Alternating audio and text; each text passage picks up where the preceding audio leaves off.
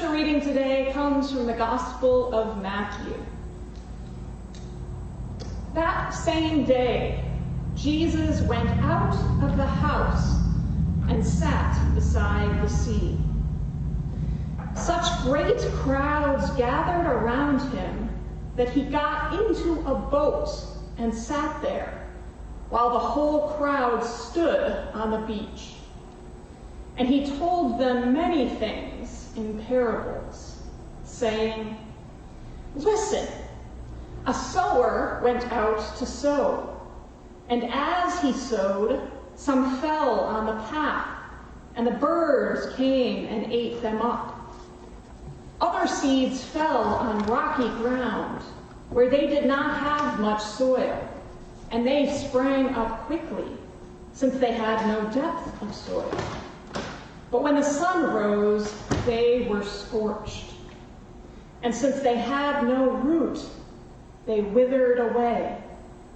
Other seeds fell among thorns, and the thorns grew up and choked them. Other seeds fell on good soil and brought forth grain, some 100-fold, some 60, some 30. Let anyone with ears listen. Hear then the parable of the sower."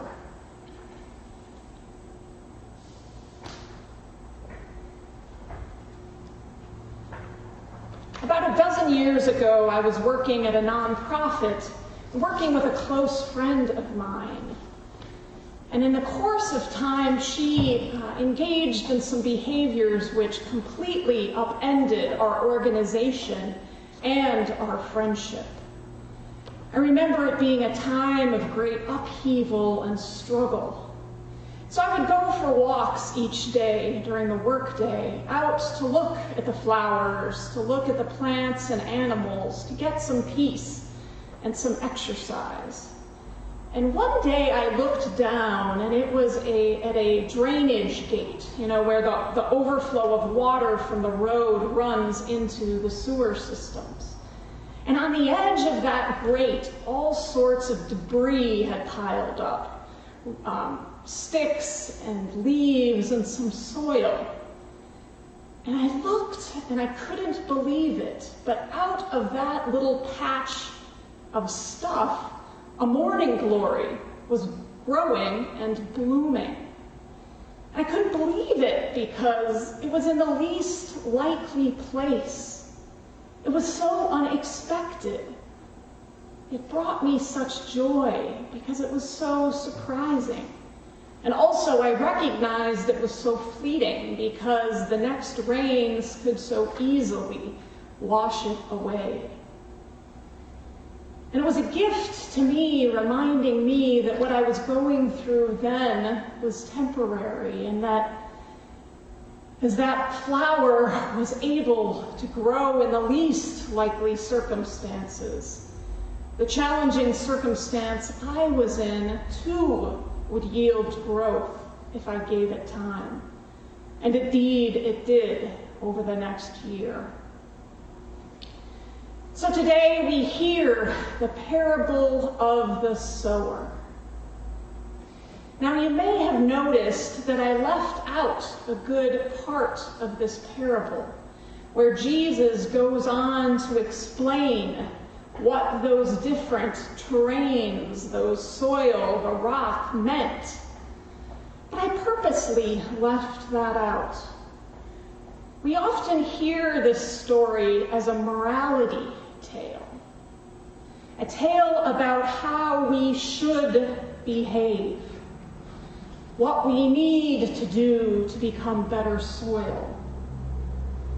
And often, I think we hear it is that we aren't good enough. Do you ever feel that way, that you aren't good enough? You're not a good enough friend or parent or daughter or spouse. You're not contributing enough. Your life isn't what you hoped it would be. It's not enough. Sometimes What we need least is another reminder of needing to do better, needing to do more. And I think we are all feeling at least a little bit exhausted and worn out in these pandemic days. So what I want to turn our attention to is what we heard today. I give thanks to Debbie Thomas, a commentator who I read earlier this week, who pointed out that this parable is not called the parable of the four terrains, but it is called the parable of the sower.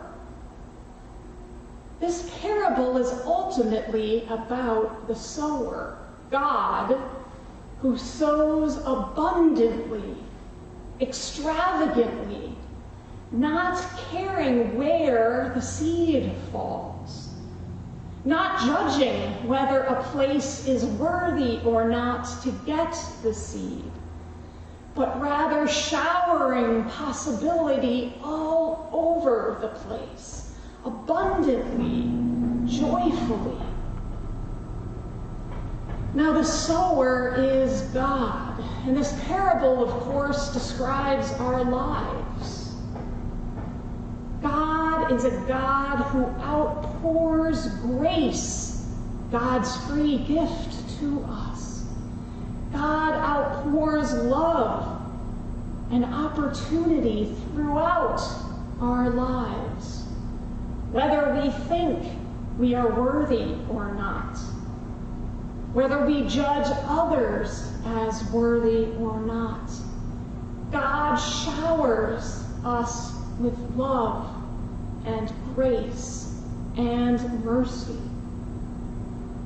The God we hear about today is a God whose love and grace knows no bounds. So differently from how we operate. So often we judge people as worthy or not of love, of the basics of life, of respect, of kindness, of second chances. This parable of the sower today reminds me of our Lenten book group. Father Greg Boyle, who wrote Tattoos on the Heart. I think so many of us who read that were so touched. For Father Greg really embodies this generous love and grace for these ex-gang members. So many of these young men and women have never known any love in their lives.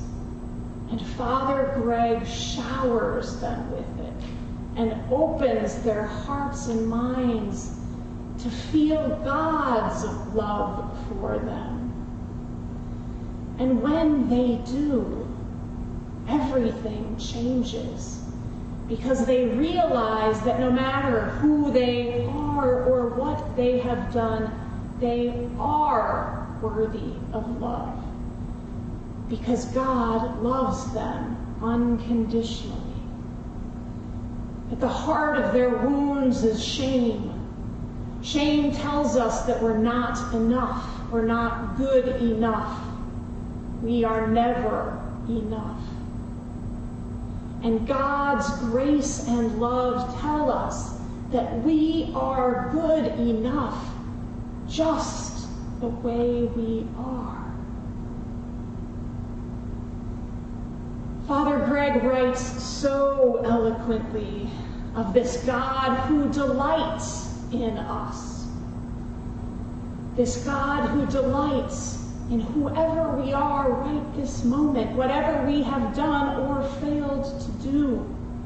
And Father Greg says God loves us not just in spite of those failings, but even because of them.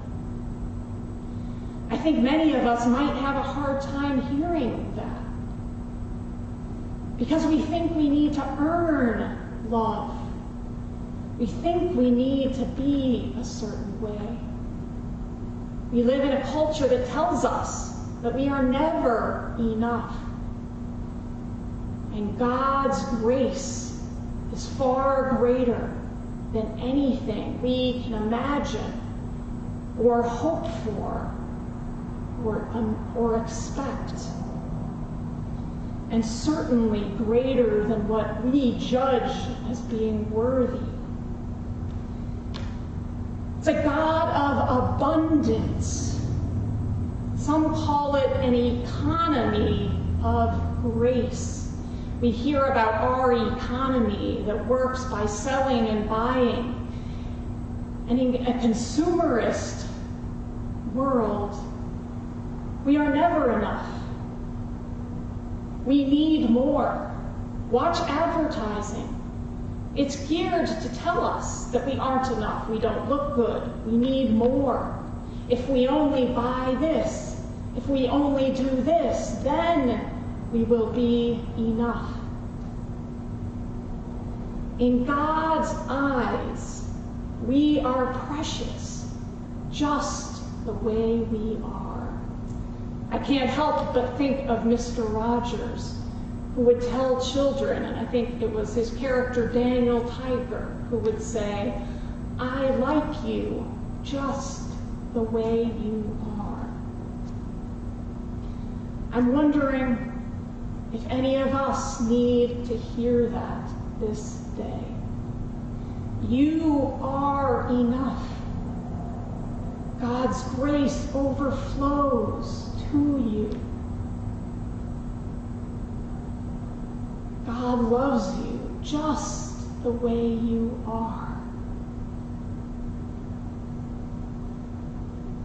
And yet so often we live in a scarcity mindset, that there's never enough. I think of early in the pandemic when stores were running out of so many essentials like toilet paper.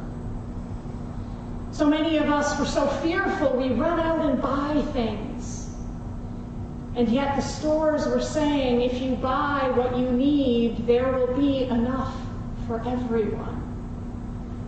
And yet fear leads us to cling to things, to amass more than what we need. And God reminds us, there is enough. There is enough.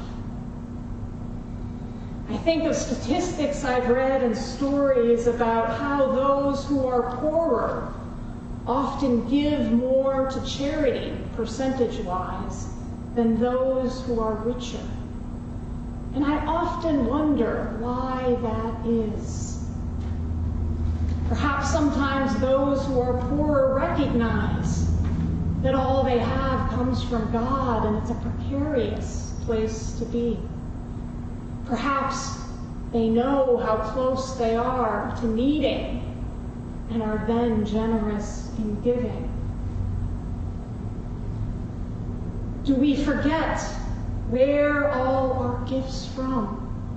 How in our culture we're taught that we earn everything. And we forget that all we have is gift from our God. I wonder if, as we amass more money and stuff, do we get separated from what really matters? Studies have shown that beyond, when you have enough income to provide the basic necessities of life, more income does not make you happier. And yet we live in a society that says more, that is success. And God says, I want you to be faithful. I want you to open your eyes, your heart, your life to my abundant grace, and let that transform you. God's carefree generosity can make us uncomfortable, because we are a judging species who judge certain people and behaviors as worthy or not. And yet God sees beyond all that. The sower in this parable didn't judge the rock as unworthy to get a seed, because who knows where possibilities will bloom? Who knows where a morning glory might grow? Is it our place to judge that? No. It's our place to open ourselves to this carefree generosity and let that transform our lives. Look around outside these days where life grows abundantly, where some plants flourish where we would not expect them to, but they do, just like us, who can flourish under the least expected circumstance. God's grace arrives, inviting us to share in this abundance and delight and extravagant generosity. May we do so.